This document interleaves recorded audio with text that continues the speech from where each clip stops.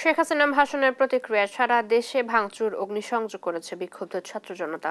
বগুড়া, খুলনা ও ময়মনসিংহের পরিস্থিতি জানাতে যুক্ত হব সহকর্মী সঞ্জু রায়, নূর ইসলাম রকি ও ইলিয়াস আহমেদের সাথে। প্রথমে যেতে চাচ্ছি বগুড়ায়। সঞ্জু, এখন কি পরিস্থিতি বিরাজ করছে সেখানে জানাবেন।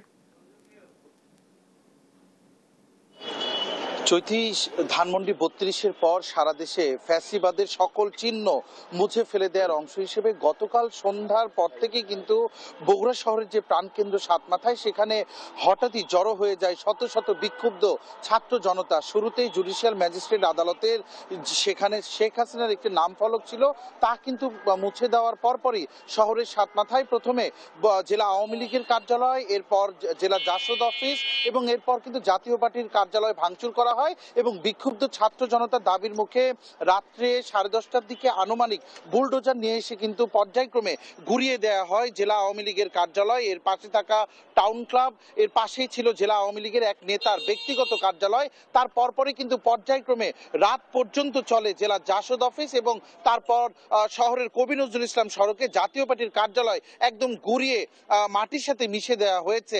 এখন কিন্তু এই জায়গাটি সম্পূর্ণরূপে ধ্বংসস্তূপে পরিণত হয়ে রয়েছে। আর সকাল থেকে কিন্তু আজকে আর নতুন করে কোনো কর্মসূচি আমরা দেখিনি। কালকে রাত অবধি আমরা যেটা দেখেছি, তারা যে বুলডোজারটি এনেছিল, বারবার সেই জ্বালানি তেল শেষ হয়ে যাচ্ছিল।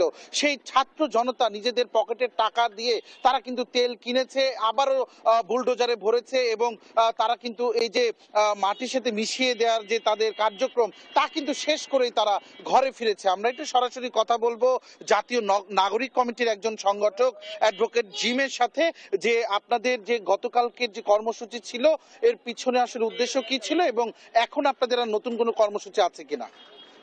জি, ধন্যবাদ। আপনারা জানেন যে সারা বাংলাদেশে আমাদের একটি বুলডোজার কর্মসূচি গ্রহণ করা হয়েছে। এই কর্মসূচিটির মূল উদ্দেশ্য ছিল শেখ হাসিনা যে ছাত্র জনতার প্রতি ভাষণ দেবেন বলে একটি ঘোষণা দিয়েছিলেন। আপনারা দেখেছেন যে একটি গণহত্যার মাধ্যমে তিনি কিন্তু বাংলাদেশ ছেড়ে পালিয়েছেন, কিন্তু এখনো পর্যন্ত আওয়ামী লীগের নেতাকর্মী সহ শেখ হাসিনা কারোর মধ্যে কোনো অনুশোচনা দেখা যাচ্ছে না এবং তারা বারবার আমাদের উপরে আবার প্রতিশোধের হুমকি দিয়ে আসছিল। তো তারই প্রেক্ষিতে ছাত্র জনতা যে এখনো একতাবদ্ধ রয়েছে এবং বিভিন্ন জায়গা থেকে কথা শোনা যাচ্ছিল যে এখন আর ছাত্ররা ডাকলে লোক আসবে না, ছাত্রদের সঙ্গে আর এখন কেউ নেই।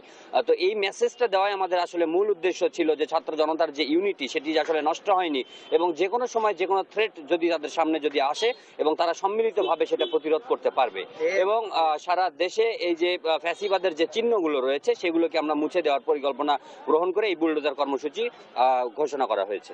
জনাব জিম, আপনাকে ধন্যবাদ। চৈতি, আপনি শুনছিলেন আসলে 5 আগস্টের পরেও কিন্তু ভাঙা হয়নি জেলা আওয়ামী লীগের কার্যালয় কিংবা জাতীয় পার্টির কার্যালয়। ছাত্র জনতা গতকাল যেটি আমাদেরকে জানিয়েছে যে বিদেশে বসে শেখ হাসিনা যেভাবে ছাত্র জনতাকে উস্কে দিয়েছিল, তাদেরকে এখনো যেভাবে দোষারোপ করে যাচ্ছে, তারই ফলশ্রুতিতে কিন্তু বিক্ষুব্ধ ছাত্র জনতা এত মাস পর এসে গতকালকে কিন্তু এই বুলডোজার কর্মসূচি তারা পরিচালনা করেছে। চৈতি, বগুড়া শহরের সাতমাথা থেকে জেলা আওয়ামী লীগের কার্যালয় যেটি ধ্বংসস্তূপে পরিণত হয়েছে, তা নিয়ে আমার কাছে এটি ছিল সর্বশেষ। এই বিষয়ে আরো খবর জানবো আমরা সরাসরি চলে যাচ্ছি খুলনায়, সেখানে রয়েছে আমাদের সহকর্মী রকি।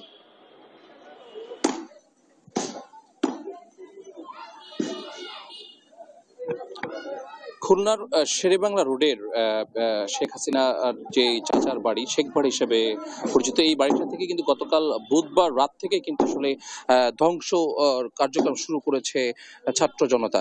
ওই দিন রাতে কিন্তু বুলডোজার সহ এই শেখ বাড়ির যে প্রধান গেট সহ বাউন্ডারি ওয়াল ভেঙে দেওয়া হয়েছে এবং গতকালকে এবং আজকে বিক্ষুব্ধ ছাত্র জনতারা কিন্তু পুরো বাড়িটাই কিন্তু আসলে ভেঙে বাসা থেকে কিন্তু রড, আপনার টাইলস সহ বিভিন্ন যে ধ্বংসস্তূপ সেগুলো কিন্তু নিয়ে যাচ্ছে। পাশাপাশি একটু তথ্য জানিয়ে রাখি যে শেখ হাসিনার পৈতৃক সম্পত্তি হিসেবে দিঘলিয়া উপজেলার যে গোডাউনটা আছে, এই গোডাউনটাও কিন্তু গতকাল রাত্রে বিক্ষুব্ধ ছাত্র জনতারা আসলে হামলা করেছে। 5 আগস্টের পর পলাতক স্বৈরাচারী সরকার প্রধান দেশের বাইরে থেকে বুধবার রাতে যে অনলাইনে বক্তব্য দিয়েছে, এই বক্তব্যের পরেই কিন্তু সারা দেশের মতো খুলনায়ও কিন্তু উত্তাল অবস্থা শুরু হয়েছে এবং বিক্ষিপ্তভাবে খুলনার ছাত্র জনতারা কিন্তু শেখ বাড়ি, শেখ হাসিনার গোডাউন সহ বিভিন্ন বিশ্ববিদ্যালয় সহ যেসব জায়গায় বঙ্গবন্ধুর মুরাল রয়েছে, এই মুরালগুলোতে কিন্তু তারা আসলে ধ্বংস কার্যক্রম করেছে এবং তারা এই চিহ্নগুলোকে তারা একদম নিঃশেষ করে দিয়েছে।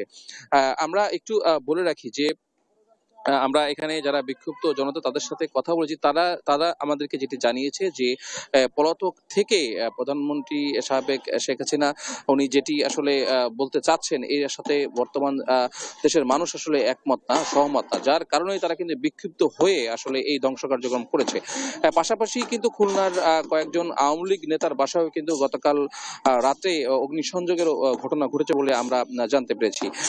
আমরা আরেকটু বলে রাখতে চাই যে এই শেখ বাড়ির কিন্তু এখন পুরোপুরি ধ্বংস কার্যক্রম চলছে এবং এখানে কিন্তু এখন শুধু ইটই দেখা যাচ্ছে এবং বিচ্ছিন্নভাবে কিন্তু এখানকার থেকে লোকজন এগুলা নিয়ে যাচ্ছে এবং অনেক ভাঙারির লোকজন আমরা এখানে দেখতে পাচ্ছি, তারা এসে কিন্তু ট্রলি ভ্যান এসে করে কিন্তু এখানকার থেকে রড বা ইটের যে বংশবর্ষ আছে সেগুলো নিয়ে যাচ্ছে।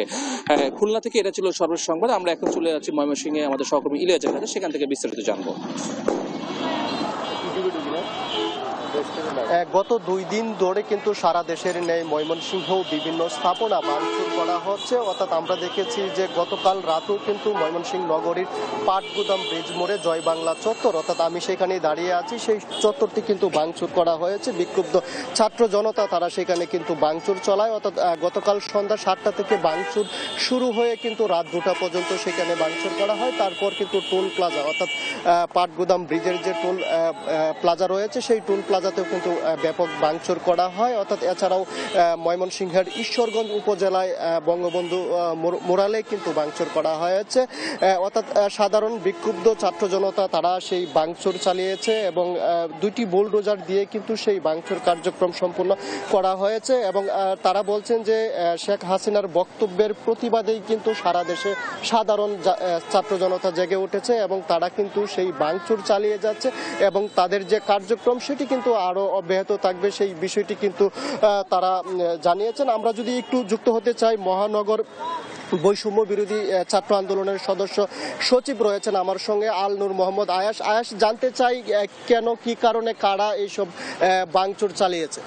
আপনারা জানেন ফ্যাসিস্ট সরকার দীর্ঘ 17টি বছর সারা বাংলাদেশে এককভাবে বিভিন্ন রকম স্থাপনা চালিয়ে গিয়েছে। যে স্থাপনাগুলো করতে সাধারণ মানুষ, শ্রমজীবী, সকল পেশাজীবী মানুষের অর্থ এটার উপর নির্ভরশীল। সেই অর্থে কেউ কোনো ব্যক্তিগত পূজা করতে পারে না। তার ধারাবাহিকতায় ফ্যাসিস্ট সরকার এখন বর্তমানে ভারত পলায়নে আছে, এটা আমরা সকলে জানি। তার ভিডিও বার্তায় উস্কানিমূলক কথাবার্তায় ছাত্র জনতা, বৈষম্যবিরোধী ছাত্র আন্দোলন থেকে শুরু করে সাধারণ মানুষ এবং সকল পেশাজীবী, শ্রেণীজীবী মানুষ আবারও ক্ষিপ্ত হয়েছে এই ভিডিও বার্তার মাধ্যমে। তার ধারাবাহিকতায় আপনারা জানেন এটা আমাদের ময়মনসিংহ বিভাগ। এই ময়মনসিংহ বিভাগে প্রায় 2 থেকে 2.5 কোটি টাকার মতো বিভিন্ন জায়গায় এই সকল স্থাপনা রয়েছে। যে স্থাপনাগুলোতে যদি অন্য কোনো ধর্মীয় প্রতিষ্ঠান হতো তাহলে এটা মানুষের কাজে লাগতো।